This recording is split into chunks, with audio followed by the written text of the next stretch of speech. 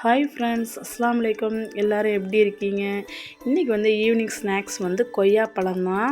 இதை அப்படியே கொடுத்தா சாப்பிடாதுங்க. அதனால் நான் என்ன பண்ணேன்னா கழுவிட்டு இந்த ரெண்டு முனையிலையும் வந்து கட் பண்ணிக்கிட்டாச்சு. இந்த சைடும் அந்த சைடும் கட் பண்ணியாச்சு.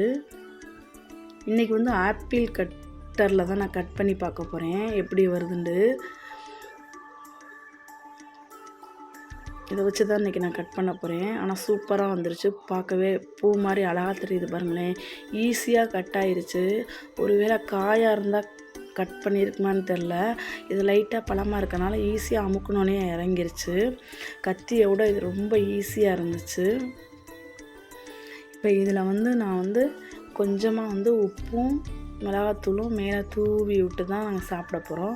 எங்களுக்கு கொய்யாப்பழத்தில் இந்த மாதிரி உப்பும் மிளகாத்தூளும் தூவிட்டு சாப்பிட்றது எங்களுக்கு பிடிக்கும். யாராருக்கெல்லாம் வந்து இந்த காம்பினேஷன் பிடிக்கும் அப்படின்னு சொல்லுங்கள். இன்றைக்கி ஈவினிங் ஸ்நாக்ஸ் வந்து கொய்யாப்பழம் மட்டும்தான். அவ்வளோதான் இந்த வீடியோ. அடுத்த ஒரு வீடியோவில் பார்ப்போம்.